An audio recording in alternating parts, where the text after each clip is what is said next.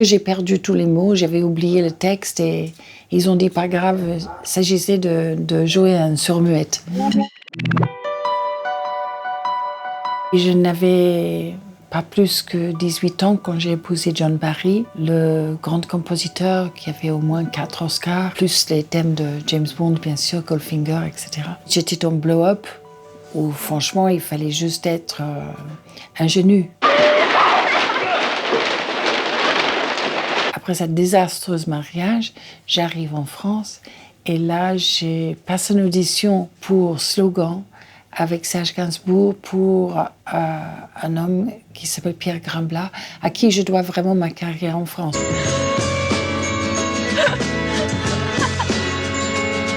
J'aurais resté en Angleterre avec John Barry, en coulant son bain et en chauffant son soupe de tortue.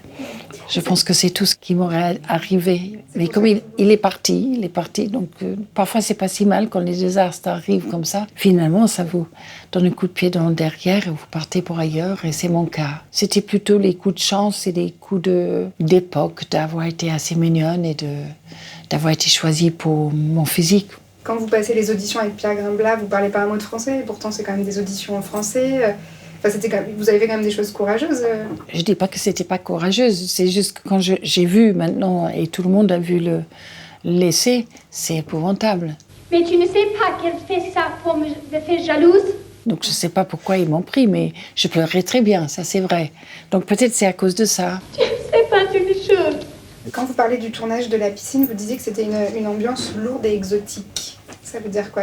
C'est-à-dire que quand vous arrivez sur place, dans cette grande villa avec la piscine, avec Romy et Delon et Jacques Deray, j'avais juste l'impression de jouer dans le corps des grandes personnes et d'être pas au courant des reproches légères qui se sont faits comme examens, en fait. J'ignorais tout ça. De toute façon. Mais c'était un peu cette ambiance-là, dans les scènes avec Alain Delon, on m'a mis un crayon dans la bouche pour que je prononce mieux, ça vous mette pas terriblement à l'aise. Donc j'avais juste une hâte, c'était d'être avec les techniciens que j'adorais. Ils avaient ma photo dans la caméra et avec eux, j'avais un rituel chaque semaine de manger la tarte trapézienne et d'avoir un petit club entre nous. Mais pour la piscine, où c'était un terrain masculin, oui, un peu intimidant. J'avais compris, quand il fallait être à poil, etc., que ces techniciens étaient les premiers à qui vous donnaient une serviette éponge pour vous cacher, que leur regard était les premiers spectateurs, que si vous arrivez de les émouvoir pour une scène, c'était ça. Et leur complicité, leur amitié vous armait contre parfois une difficulté de mettre en scène ou de partenaire, éventuellement. Comment tu la trouves? C'est à toi qu'il faut demander ça. Dans la piscine, je l'ai vu, la piscine, donc je ne suis pas dure avec moi-même. J'ai vu, je suis juste mignonne. C'est Romy et c'est Delon qui sont si formidables. Moi, j'étais un personnage typique de mon époque. Donc ça a les limites, je trouve, avec un accent effrayant et une voix très haute perchée, par peur, je crois. Quel âge avez-vous? 18 ans. Je coupe le son, si je passe sur le télé, je pense que j'avais été pas si mal dans un film. Oh, déception, je coupe le son. Mais sinon, La fille prodigue de Doyon, j'ai vraiment fait un effort et j'ai appris le français. J'avais des gros textes à défendre en face de Piccoli. Regarde ma force. Non. Allez, laisse-toi aller. Oh, non. Alors que très franchement, même 7 mois sur ordonnance, j'étais sûre que j'étais géniale. J'ai vu sur le télé l'autre soir, j'étais contente de voir Piccoli et Depardieu. Oh, j'étais juste mignonne, mais enfin, à part ça, quelle voix. Non, c'était pas bien.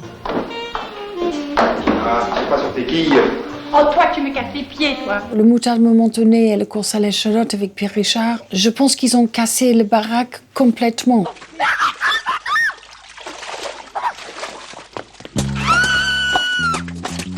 C'était des tels succès que j'étais promue tout d'un coup comme vedette, mais aussi comme personnage le plus populaire de France. Sur la plage à Cabourg, quand j'étais là avec Kate et Charlotte, les petits-enfants se groupaient autour de votre corps en disant « c'est elle, vous pensez ?» Et puis je disais pas oui parce que j'étais couvert de cicatrices et j'étais pas un pin-up. Mais tout d'un coup, voilà, tu devenais un personnage pour les familles entières. Parce que c'est vrai que c'était d'une fraîcheur incroyable. C'est des gags physiques. Et ça, c'est toujours tellement drôle, tellement formidable.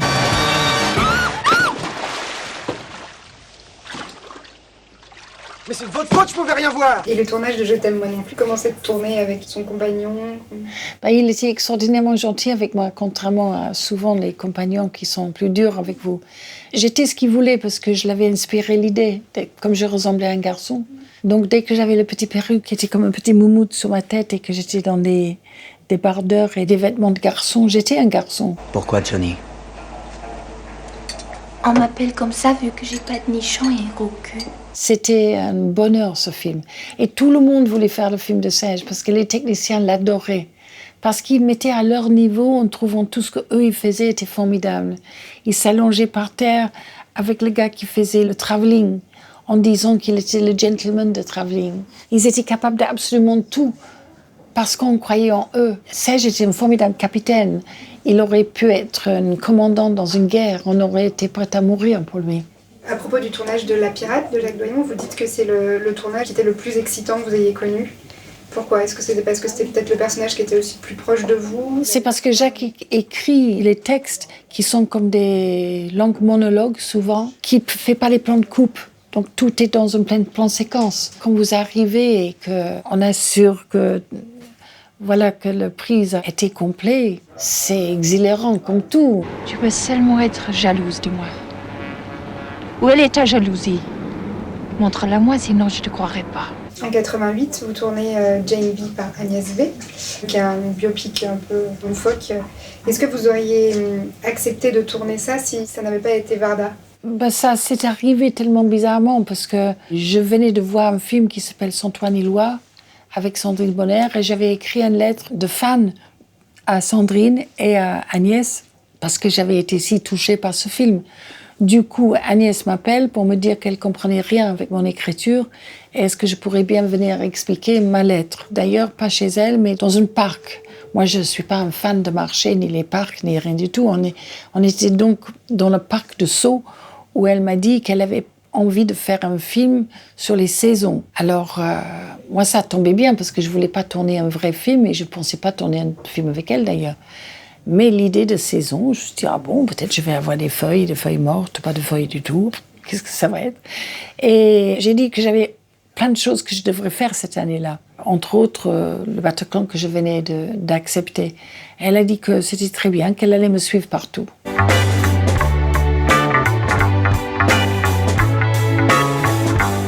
Personne ne m'a jamais demandé de chanter pour du vrai. On faisait des carpentiers tous les samedis soirs, on était bien contentes. Si les gens me connaissent, c'est à cause de la télévision que nous avons fait en playback complet avec toutes les chansons. 69 années érotiques. Bertrand Delabé, mon agent à l'époque, a dit « Peut-être tu aimerais faire du musical ?» Et j'ai dit oh, peut-être un jour, oui, pourquoi pas. Il a dit non, pas peut-être un jour, pourquoi pas. Tu as un succès maintenant et c'est la chanson Quoi. Ça te permet de faire la scène, sinon t'as pas fait des tubes. Quoi? Notre amour fou ne resterait que des cendres. Et il a dit le Bataclan serait bien parce que c'est fermé depuis des années. Tu peux faire les réouvertures. Il va y avoir des tables et les gens qui boivent, mais il faut mieux pas avoir des missiles. J'ai dit, des missiles? Alors il dit, oui, des gens peuvent jeter des trucs. Je me suis dit, donc quel enfer je me suis mise.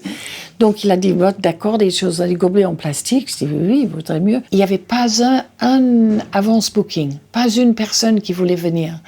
Et à notre grande surprise, c'était un super succès. Je ne sais pas combien de temps j'ai resté au Bataclan, mais peut-être 1 ou 2 semaines. C'était phénoménal. J'ai coupé mes cheveux comme un garçon pour que les gens entendent seulement les mots de Serge et la musique de Serge. Fuir le bonheur de peur se sauve que le ciel azuré vire au mauve. Du coup, j'ai lancé une sorte de mode quand même d'enlever les lacets de mes tennis et de mettre des pantalons trop grands de garçon avec une petite ceinture et un marcel et couper des cheveux tout court. J'avais toujours eu envie de ça, de toute façon. Et puis de ne pas être maquillée du tout et pas mettre de gloss sur les lèvres et pas de faire... Quand je revois des choses sur la télé et parfois je vois sur YouTube, quand même, avec les longs cheveux tout bouclés, comme ça, faisant la lionne, c'est quand même... il y a un moment donné où on ne veut plus de tout ça. Oh, bah oui. C'est au moment de votre séparation que Gainsbourg, il se crée ce personnage de Gainsbourg. Vous dites que vous n'aimez pas le personnage, mais en même temps que c'est à ce moment-là qu'il vous a écrit les plus belles chansons. Comment vous expliquez Je pense qu'il faut peut-être... Il lui fallait une soupape. On ne change pas de caractère de toute façon. Il était toujours Gainsbourg, qui était toujours Ginsburg, même s'il a changé en Gainsbourg. Et pourtant, il avait un côté de lui qui était blessé, qui était un côté féminin, fragile, qui m'a donné à chanter. Donc ses propres blessures, comme Les Dessous chics, Fais le bonheur, peut-être les plus belles chansons d'ailleurs. Les dessous chics, c'est la pudeur des sentiments, maquillés outrageusement, rouge sang. Pratiquement tous à voir avec la séparation. Pourquoi il fallait que je sois la personne par qui ça passait, moi qui a infligé ces mêmes blessures? Est-ce que c'était une manière pour me dire que c'était bien à cause de moi? Est-ce que c'était une manière de rester avec moi?